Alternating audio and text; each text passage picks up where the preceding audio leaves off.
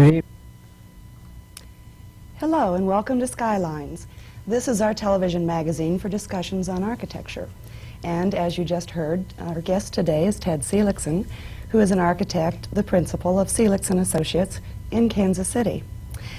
Ted is an architect and an urban planner, has been a visiting professor with Washington University and the University of Kansas. Welcome to Skylines, Ted. Thank you, Linda. I understand that for many years you have been involved in the Westport area in regard to its planning and development. And I thought we might start off by talking about that process a little bit. This is one of the areas that is very important to all of Kansas City. It is the center of Kansas City. Mm-hmm. And it is also a very highly visible area because in one area is the Country Club Plaza. Mm-hmm. And I think that possibly we might be more specific about some of the problems and considerations facing Kansas City as a whole in the Country Club Plaza area itself. It's an area that everyone's very familiar with, and there's been a lot of planning and development going on there with a lot of citizen input.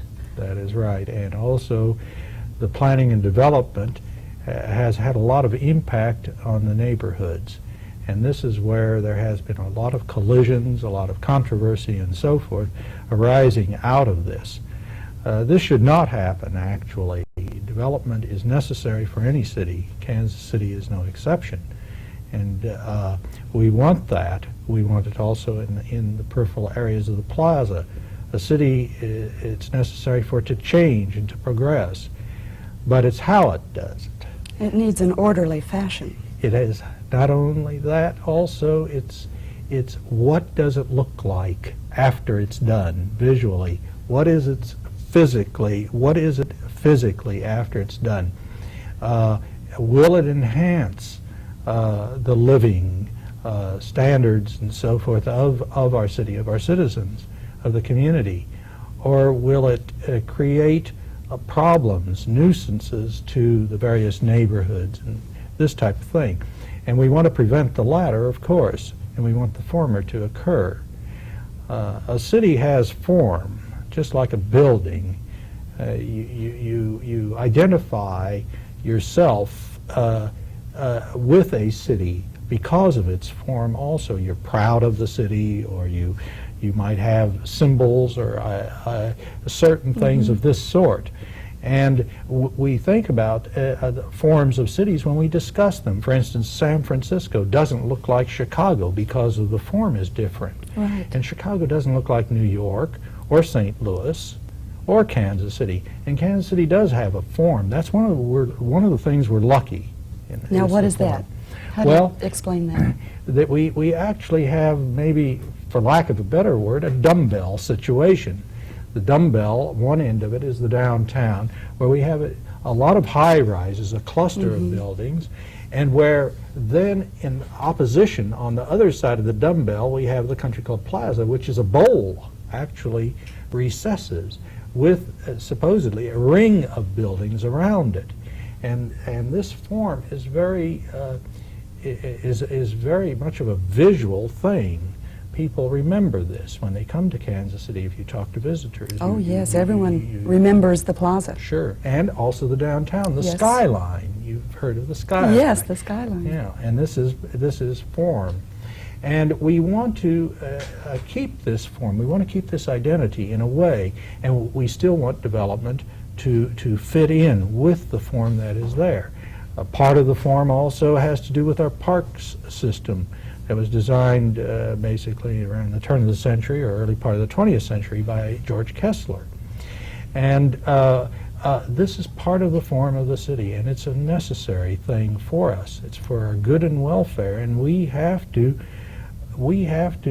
constantly monitor this to keep it at that level that it was intended to be. My understanding is that a good plan is one that does continue changing all the time. You can't just make a plan for a city and then walk away and leave it on a shelf or look at it 5 years from now and say this is exactly what we're going to do. It has to live and change. I often think of the Kessler Plan, the Parks and Boulevard system, as being the piece that kind of pulls our city together. It links downtown. Well, it's the all the thread way. that holds the city Yes. together. And the city has to conform to certain armatures. This is sort of an armature in a way, and it does. Now, in the case of the plaza, we've had problems of confrontation because neighborhoods feel threatened. Well, yes, I know that you were involved in opposition to the sale.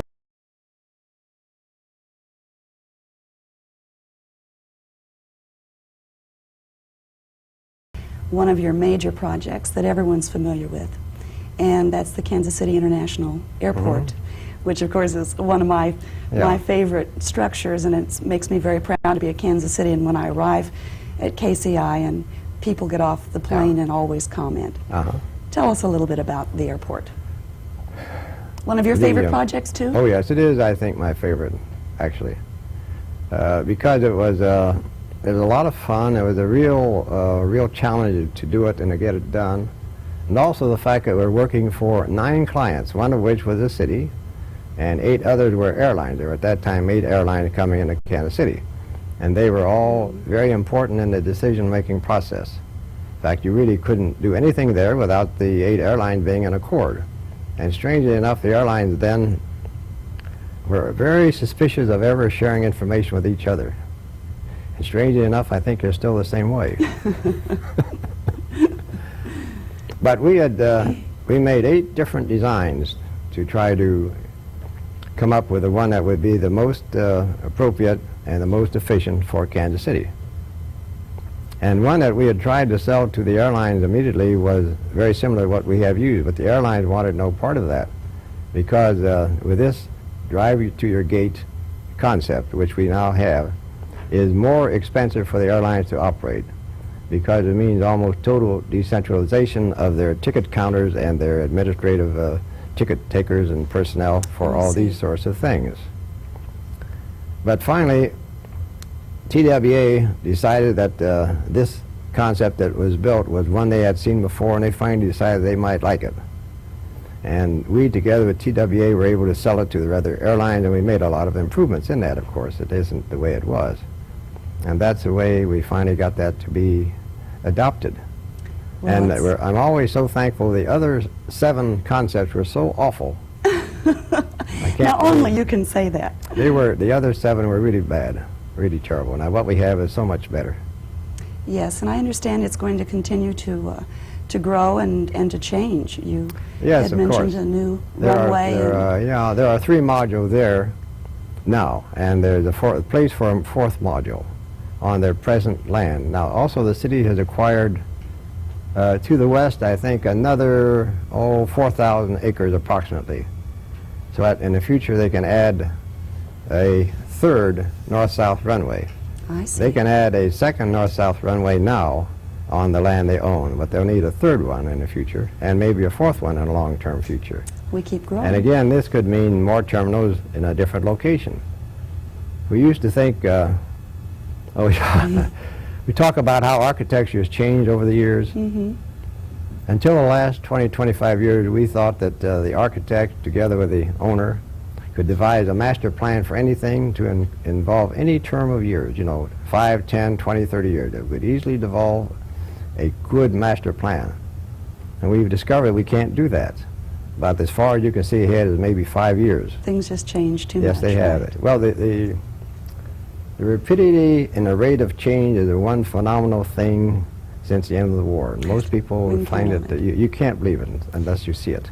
Well, if there was one phrase that you could sum up your life in architecture, what's the most important part of it?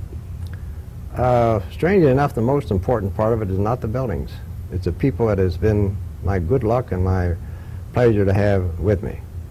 Because they comprise, I think, the outstanding architectural offices in this city and some of their greatest talents. Well, on that very upbeat note, I'd like to thank you for coming and visiting with me. Delighted to be here It's and been a real pleasure. share these experiences with you. I'm glad you all joined us today, and I hope you'll join us for our next edition of Skylines. Now stay tuned for more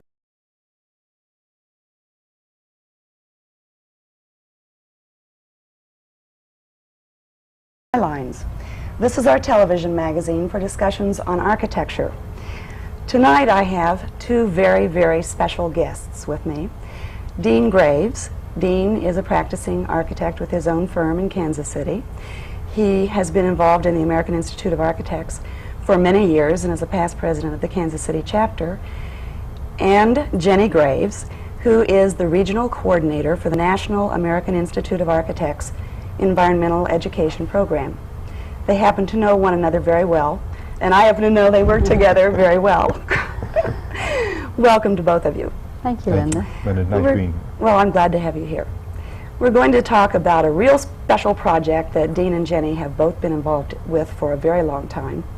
And I'd like for you to all know that it has to do with building cities out of boxes. Basically, it's a program for children, and I'd like for Dean to start off by telling us, when did this program start, and how does it work, and what's it all about? The project really began about 18 years ago, or it dates back that far. Jenny was very much involved in the creation of it and brought my involvement into it, since city planning is an adjunct activity and very much a thing that architects are interested in. Its beginning was at the Johnson County Library, a student-parent type of activity, and then because of the architectural participation, it just seemed natural to bring to the Kansas City AIA chapter. At that particular point in time, I was president of the chapter, so it kind of naturally fell into place to at least be brought before the executive committee. Yes. So did you go out into elementary schools following that? Linda, we tried it in lots of places. As Dean said, we did it at the library, and as soon as the AIA got involved, yes, we did go to schools. I think one of the real special parts of it is that the children were exposed to a professional in architecture. The architect talked to the teacher, helped her get the program going. The children would decorate the boxes, and you can see some of those here. And then as a final culminating part of the project, an architect would come out to the school and work with the students, and in some cases help them rearrange their city so that it had to do a little more with city planning as we know it as adults. So that the correct buildings would relate to the correct usages, I understand. We did always emphasize that there was no one set answer, however, and that therefore a lot of the inhibitions of the students were really, and the teachers, were really cast aside, and we could make real cases for certain activities getting positioned in certain locations. I suppose children can sometimes dream up something we would have never thought of. That's really right. Well, there is a real cute example of that. They wanted to have a play yard next to a hospital, and we said, well, you know, that's kind of a noisy activity. Maybe it should be not there, some other place. And they said, well, no, this is where the children are waiting while their parents go inside to visit people. This is where it needs to be. So they had good ideas. Similar to the Ronald McDonald idea today, Right. isn't it?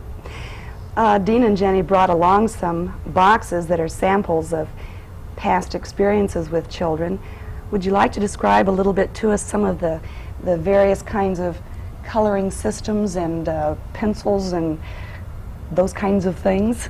They're all different. I think one key thing to point out to you here, you can see that we do have some precise models, very definitely a fine old home, and some that are a little closer to being a particular residence. But the thing that we really worked with the most was that here was a